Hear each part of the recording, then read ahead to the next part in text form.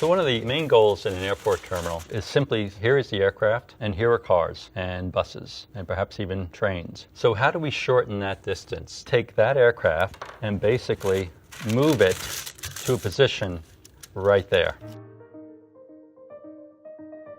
Hi, I'm Peter Ruggiero, and I'm the design principal for the redesign of LaGuardia Airport's Terminal B. I was privileged to work on the design or lead the design of all of these projects.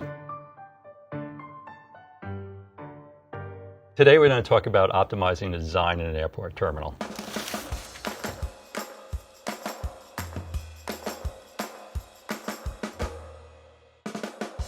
So there are three types of airport configurations. Linear, in which we have the land side and then the air side. The planes did not touch the terminal. They were parked not too far remotely, but they were parked outside of the building, just like the cars were parked outside the building. The linear model that we see here, it's very efficient for a particular size of airport. Generally, regional airports, as you can see, this one, 6 gates, looks like they'd probably be planes of about maybe a 200 passenger aircraft. So for this size airport, it's highly efficient. So then the airport evolved and the industry started to expand. So the plane having a direct relationship to the main terminal, which was referred to as the head house, and that's a term borrowed from trains. It started with the idea of taking that same linear building and then modifying the airside component to grow fingers where the planes are located. If you think of your hand as the main terminal, the linear, then it grew fingers to accommodate growth in the airline industry. So that would be finger concept. So this is the style of the old LaGuardia. In 1964, when this terminal opened, it was a state-of-the-art facility. It really represented not only where we are in air travel, but where everyone anticipated us going. And a few things happened that impacted that. The first thing was security. Security was introduced into the terminals, which created a line right there. The other thing is that there's lots of aircraft. It's an airport. And all those airplanes were about this big. They held about 100, 150 people. They were called 707s and DC-9s, and this was the terminology that anyone traveling at the time kind of knew. Suddenly, that size aircraft, in a span of about less than a decade, was replaced by that. And suddenly, instead of providing that much space for the 707, you needed that much space, or even that much space. So you can see the impact that by the introduction of this one single aircraft, which quadrupled the capacity of a plane, had on terminal design. As airports continued to grow, the design profession started to investigate the idea of a satellite terminal, which could be connected to the head house, check-in and departures, amenities, security.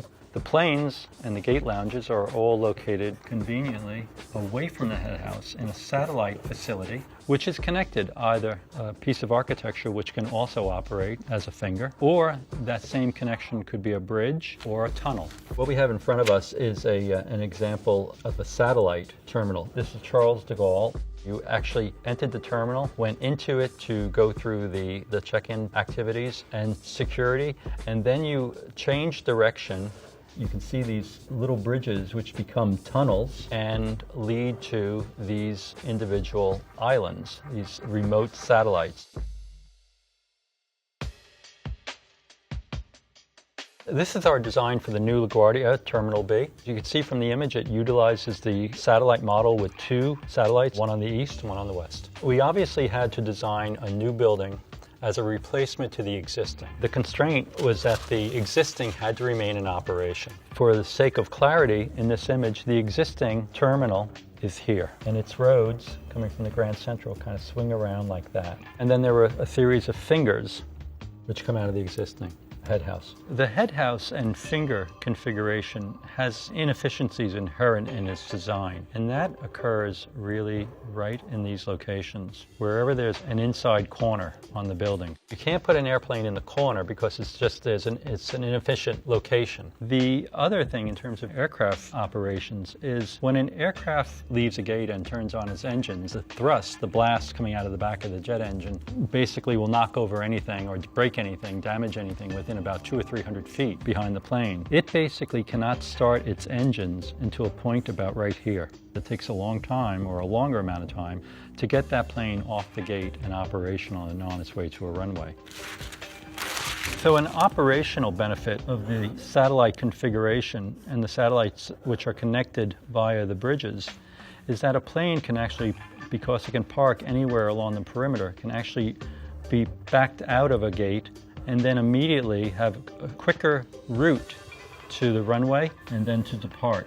So in either case, the aircraft has many options of going this way to the runways or under the bridges. And the bridges enable a new route that previously doesn't exist at LaGuardia. Therefore, we believe will contribute to quicker taxi times from the gate to the runway. In the existing building, there are multiple decision points. So there's an opportunity to get lost. That can occur at 4 points, 4 decision points where I have the opportunity to make the wrong decision. So in designing the new terminal, we went from 4 decision points of the existing building to 1 decision point in the new terminal. Now I'm going to compare the important areas of the old LaGuardia and the new LaGuardia. When you're traveling, your frustration is probably attributable to long lines and inadequate spaces.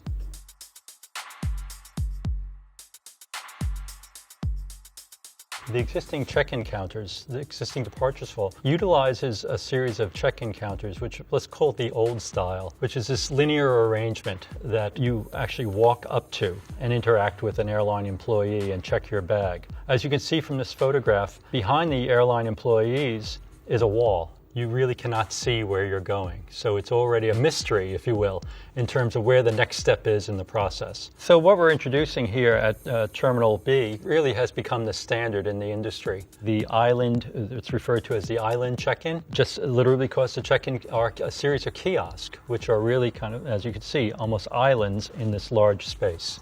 This image, for example, at LaGuardia takes place right there, and the check-in counters are here. And the distance between the check-in counters and the front door is very limited. So typically, as soon as you walk in, because the ticket counters have a queue and then people are trying to walk in between the queues, there's a sense of congestion and things are backing up. You might check in here, and then because you're closer to this one, you might walk there and realize you're on the wrong line, and then you might be able to understand that I can walk along this path to get to where I'm supposed to go, or you might reverse yourself and come back because I know where I've already been. In the design of the new terminal, we really look to this idea of introducing a sense of transparency, introducing where you're able to see your next step in the process. And those check-in positions, as you can see, are not perpendicular to walking into the building. They're parallel to it. We're able to use almost 90% of the side of the island to check passengers in. The other benefit of this arrangement is many passengers today don't check luggage. They already have a boarding pass, or it's a short trip, so they go right from the front door through this space to security. We made a very conscious decision in the design of this, working with our client, to try and minimize the dependency on signage, to allow the design of the terminal to create this idea that it self-navigates.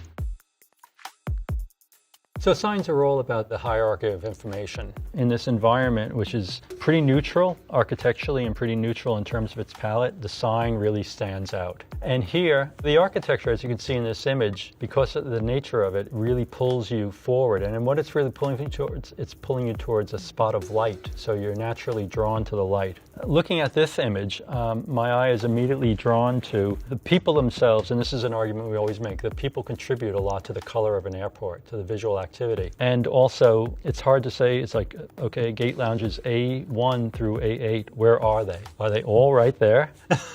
Or are they to the left or to the right? The hierarchy of the information is, on this image is not clear.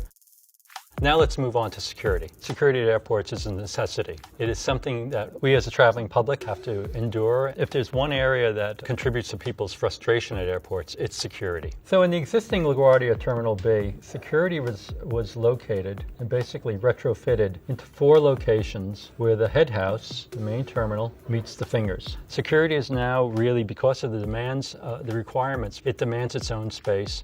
And that space comes with its own requirements spatially. As we move through security today, we're actually arriving at it through a generous portal, which is close to 150 feet open. So everyone entering security goes through this portal. We've created this large space here, which allows for a tremendous amount of flexibility. In the design of the new terminal, what this really means is today we have 12, in the future we'll have 22. When I come through security today, I'm confronted with this long, narrow finger full of congestion. When I come through security, when the new terminal opens, there is a generous area that allows me to put my watch back on, to, put my jacket back on, to tie my shoes, to put my suitcase back together. And then, as soon as you come through security, there's this wonderful window, like a window out onto the airfield. While you're putting your shoes back on or trying to think where the next step is, I already can see the concourses, I can see the planes, and I can see the bridges overhead. The true benefit of seeing the tarmac, of seeing the apron and where the planes are located and the concourses, you're already able to see your destination. It puts your mind at ease, eliminates the anxiety of the unknown, helps you gauge a distance. I can see that my plane is 5 gates away because I can already see that I am on B38 and I see that big sign that says B38 on the side of the building. So if we compare the existing concourses, the fingers at LaGuardia today, to what is being built and what has been designed for the future, the first noticeable difference is in the dimension. The existing concourse today has circulation down the middle and then gate lounges on either side of it. This entire dimension is 65 feet, and it's pretty much split into thirds. So the middle circulation is, I think, about 22 feet wide between the columns that really define that space, and then the balance is split about 30 plus feet on either side.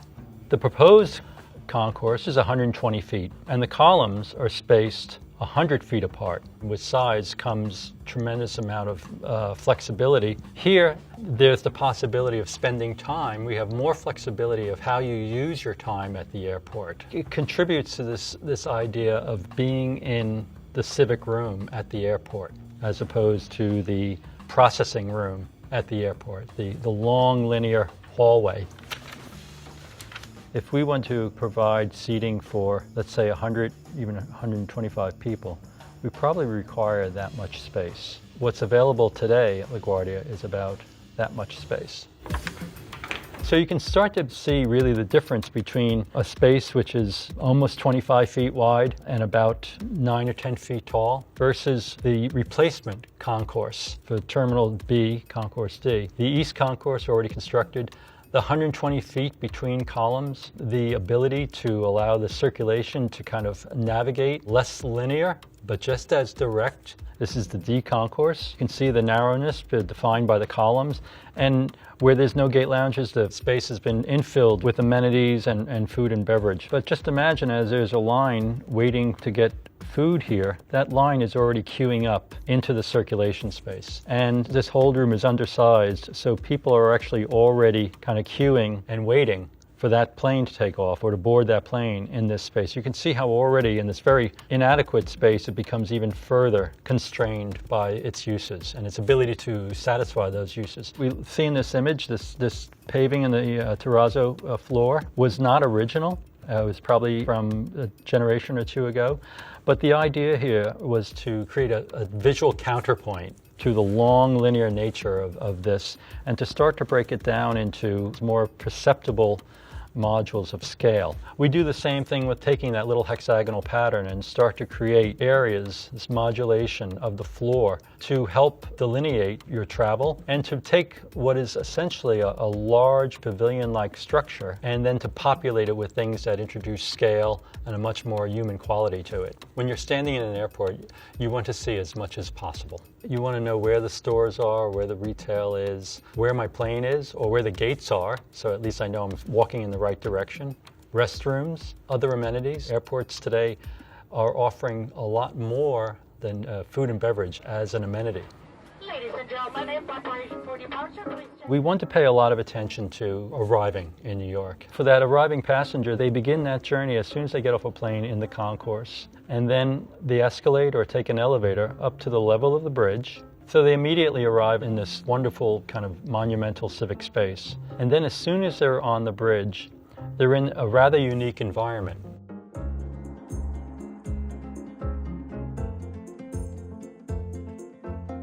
One of the aspects of terminals of an earlier generation that was done correctly and has survived is how bags are delivered to passengers. You either want to get through that space because you don't have bags to claim, or you have to stop and pick up your bag. And right outside, in close proximity to the baggage claim, is the curb. And the curb is accessible through a large floor-to-ceiling window that actually goes from the ground floor of the building to the roof right here. The two models that are frequently used are the flat plate and the inclined baggage carousel, in which bags are either delivered to the center of the belt, either from above or below, so either from a tunnel or from right away in the ceiling. Unfortunately, this device has been retrofitted into a lot of buildings where the columns are right there or right here. So the moment you have that column there, about that much of the belt is not usable because you can't stand there and grab your bag or chase your bag.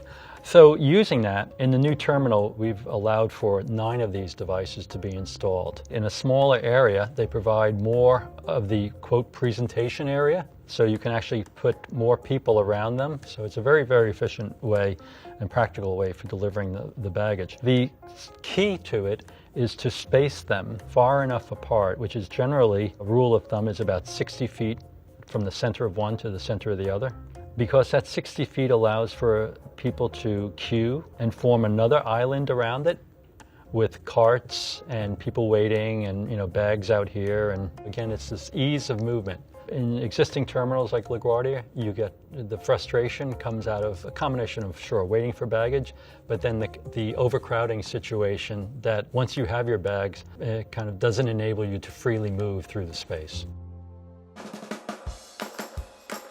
There's lots of causes for frustration at airports, everything from delays incurred because of airlines, because of weather. But the last thing that we'd want to have is the building, is the terminal, contribute to that frustration. If there's something that's taught us about these buildings in the last 50 or 60 years, is they have to adapt to change. Space is a great contributor to success in architecture, and that contributes to kind of a less stressful, more entertaining, and more memorable experience.